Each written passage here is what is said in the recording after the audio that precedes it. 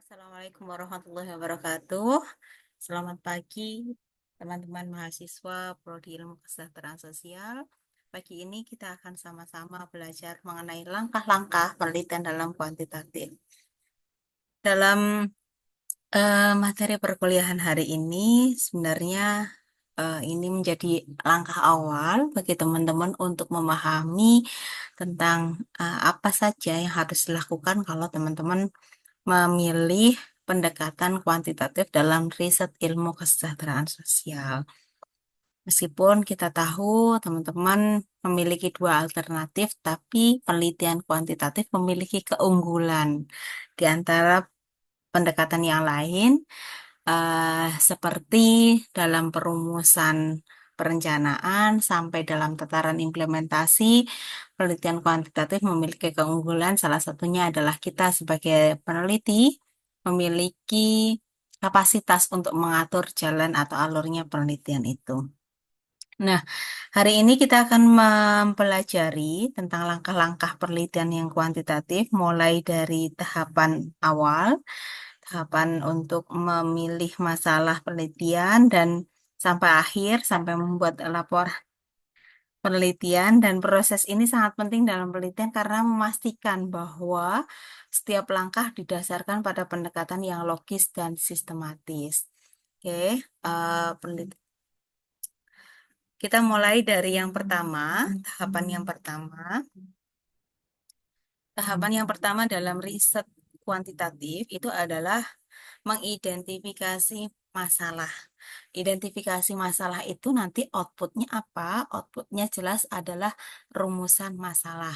Dimana kalau kita berbicara rumusan masalah, sebenarnya kalau kita melihat secara terminologi, rumusan masalah ini kita wujudkan outcome-nya adalah pertanyaan penelitian gitu ya. Jadi rumusan masalah itu nanti berbentuk dalam kalimat tanya. Nah, karena kita mau mengidentifikasi fokus masalah penelitian, tahapan yang pertama adalah mengidentifikasi masalah, di mana sumber identifikasi masalah itu bisa kita dapatkan dari dua pendekatan. Yang pertama, bisa berangkat dari kajian-kajian yang empiris, atau kita bisa berangkat dari pendekatan teoritis.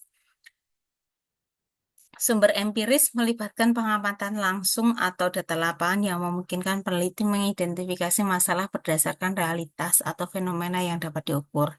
Jadi dalam artian seorang peneliti mungkin bisa untuk turun ke lapangan terlebih dahulu, kita sebut sebagai pra lapangan, pra terjun lapangan. Kemudian teman-teman mengidentifikasi 5W 1H tentang objek yang mau kita teliti, yang mau kita kaji sebagai bahan dalam penelitian, atau kita bisa memilih jalur yang kedua, yakni sumber masalah dari kajian teoritis.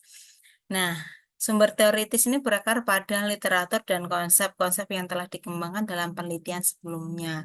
Dan kata lain, peneliti harus dapat atau harus mampu untuk menemukan celah atau ketidaksesuaian dalam teori-teori yang ada, yang kemudian menjadi dasar untuk menyusun pertanyaan penelitian. Nah, ini langkah awal yang kemudian harus teman-teman lakukan sebelum kalian menginjak kepada tahap-tahap yang selanjutnya. Nah, setelah kita memiliki eh, objek yang mau kita teliti, rumusan masalah yang sudah kita apa namanya, yang sudah kita kerucutkan sesuai, tapi harus diingat sesuai dengan prodi ilmu kesejahteraan sosial, di mana objek kajian dari ilmu kesejahteraan sosial ini bisa bersumber dari objek-objek sosial yang kita kategorikan sebagai penyandang pemerlu masalah kesejahteraan sosial ya teman-teman. Nah, setelah kita memiliki eh, objek kajian atau kita sudah menentukan rumusan masalahnya, langkah apa yang harus kita lakukan? Kedua adalah meneliti, merumuskan masalah penelitian itu. Ini adalah inti dari proses penelitian, karena itu rumusan masalah merupakan pernyataan umum yang merangkum isu utama yang akan diteliti. Sebaiknya rumusan masalah ini harus bersifat jelas dan spesifik, serta menggambarkan arah penelitian. Syukur-syukur teman-teman nanti dalam rumusan masalah bisa menunjukkan variabel-variabel apa yang akan diteliti dalam konteks penelitian yang kuantitatif. Nah, proses perumusan masalah ini mengharuskan peneliti untuk memikirkan apa yang akan dicari atau dibuktikan, karena logika dalam riset kualitatif adalah positivistik, di mana kajian positivistik itu eh, aspek ontologi dan epistemologi adalah untuk membuktikan sebuah fenomena, maka dalam rumusan masalah sebaiknya peneliti memikirkan apa yang akan dicari atau apa yang akan dibuktikan itu. Nah, setelah rumusan masalah itu dirumuskan, peneliti kemudian mencari langkah yang ketiga ini, teman-teman, adalah mencari konsep dan teori yang relevan dari eh, apa namanya masalah yang akan diteliti. Dalam tahapan ini, peneliti melakukan kajian literatur yang mendalam untuk memahami teori-teori yang mendasari permasalahan yang diteliti. Aktivitas ini melibatkan proses membaca, kemudian teman-teman harus berpikirnya secara kritis untuk menemukan konsep-konsep yang paling relevan. Dalam tahapan ini juga peneliti harus menggunakan pendekatan deduktif.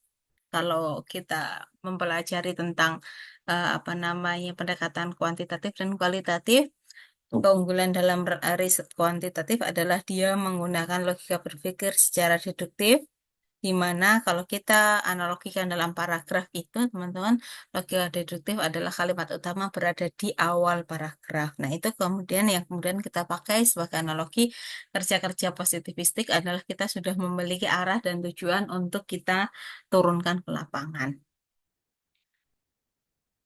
Nah, prinsip dari logika deduksi ini memungkinkan peneliti untuk mengambil kesimpulan atau mengambil jawaban sementara dari pernyataan umum dari kasus-kasus spesifik yang kemudian kita pilih sebagai objek penelitian. Nah, apa kesimpulan umum itu yang kemudian menjadi dasar dalam kita menentukan hipotesis, gitu ya, teman-teman.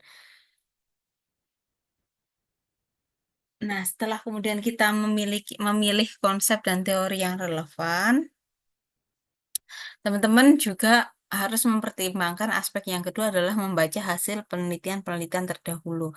Ini tujuannya adalah untuk menemukan novelty, mencari gap riset, kemudian teman-teman bisa menentukan standing point dari tulisan atau dari riset Anda, gitu ya.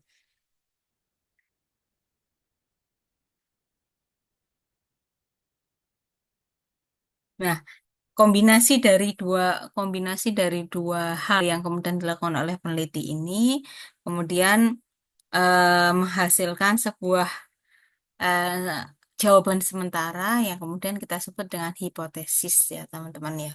Pengujian hipotesis ini berbekal dari apa? Dari konsep dan teori yang relevan yang kita pilih dan juga memperhatikan penemuan-penemuan dari peneliti-peneliti terdahulu yang kemudian relevan dengan objek yang kita teliti.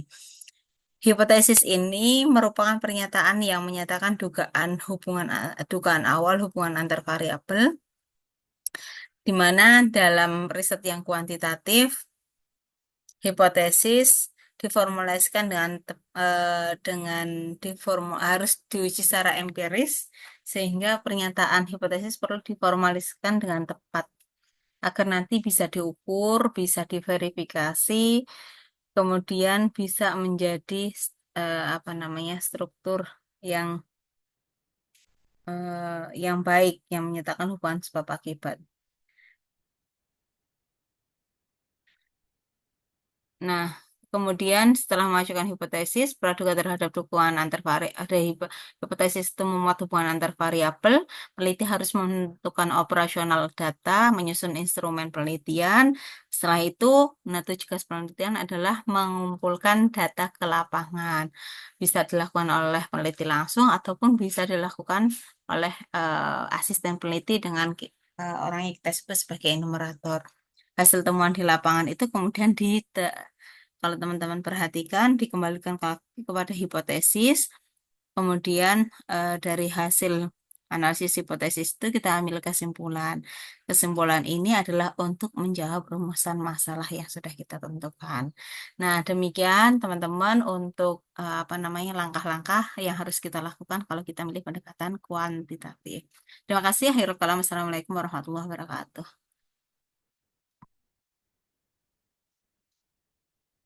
Jangan, pasti.